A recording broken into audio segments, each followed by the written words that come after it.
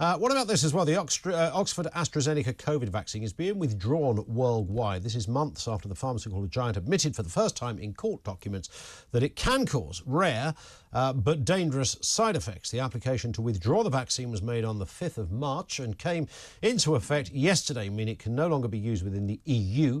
The company voluntarily withdrew its marketing authorization. Let's talk to Talk's international editor Isabel Oakeshott is with us in the studio. We've talked a lot about vaccines over the last couple of years, Isabel.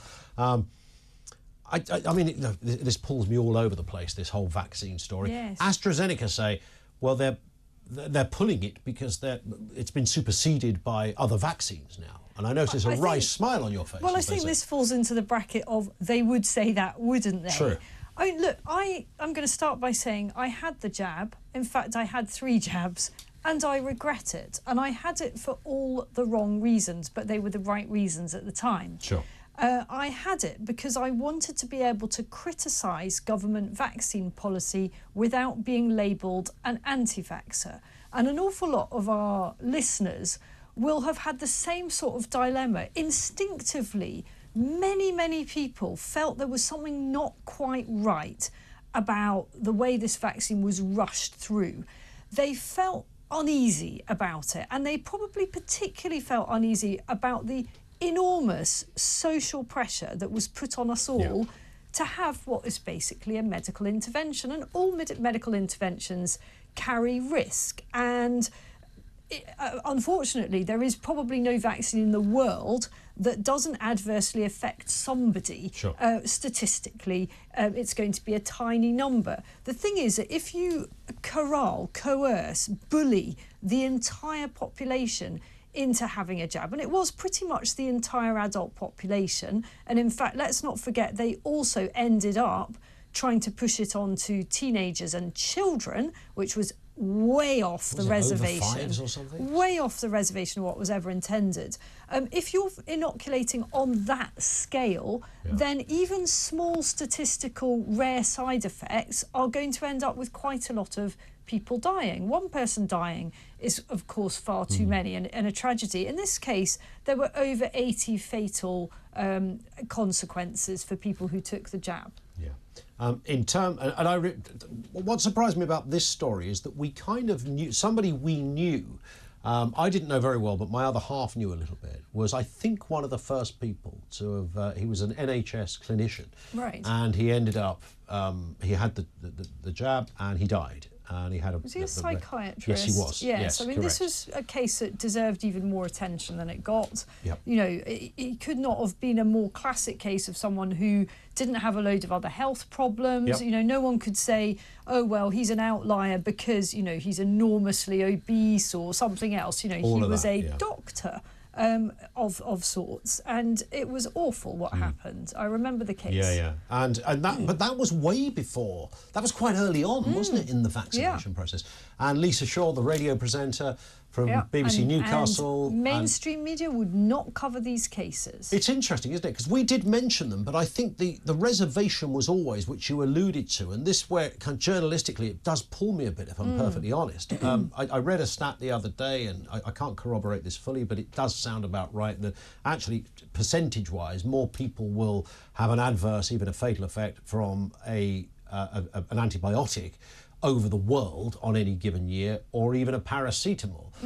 So, but as you say, it's quite, when you're vaccinating that amount of people en masse, which I think wasn't done out of some Bill Gates conspiracy, I think it was done out of sort of anti-intellectual panic from the government. I think it was a combination of things. I think the government got high on, some of the key players got high on their own, they kind of began to believe their own hype. So from a very, very early stage, before even people in this country were talking about a pandemic coming, the then Health Secretary, Matt Hancock, was planning to win the vaccine race. You know, he wanted to deliver this for Britain.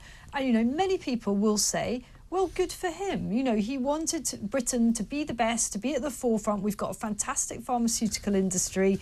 And AstraZeneca produced something that was world-leading. And some will see that as a great British triumph.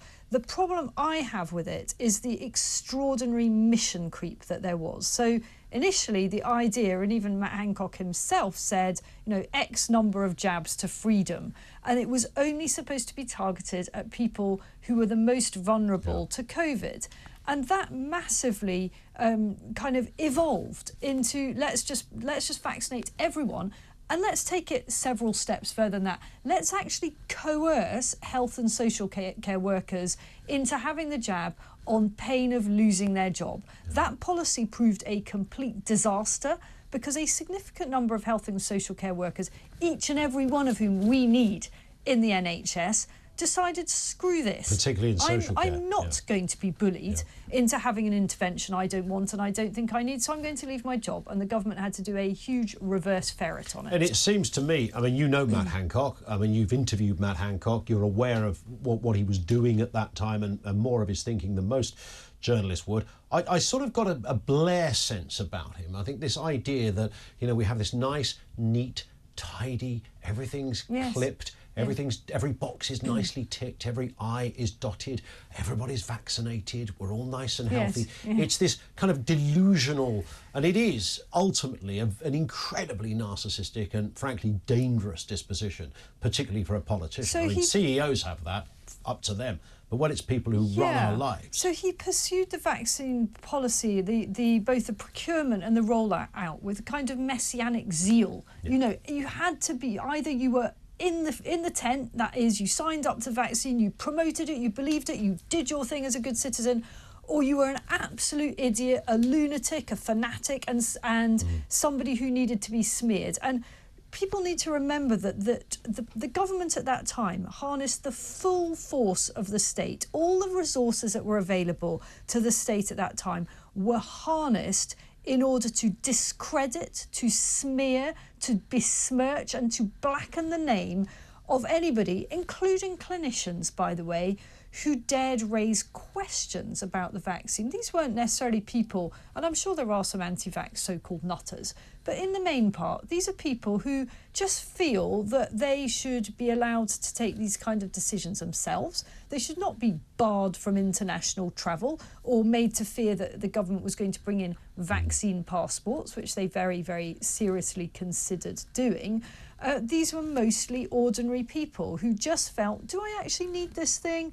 I'm not sure, and it has gone through with great haste. The only thing that makes me feel a little better about it all is that there were countries that dealt with it even worse, and I'm thinking of New Zealand being with the world's, I mean, quite honestly, the world's most inept politician, Jacinda Ardern, who seemed to be in charge of this. She was on another. She out Hancocked Hancock she really for the did. messianic and that's zeal. Going somewhere, I mean, that really does take some doing. Australia didn't cover themselves in glory on this one either. Neither did Canada. Canada so as well. There was almost a little club of these Yeah. people. You're absolutely right. The only thing I take some consolation in, if there was another pandemic, there's no way they're going to be able to roll out a vaccine for all, are they?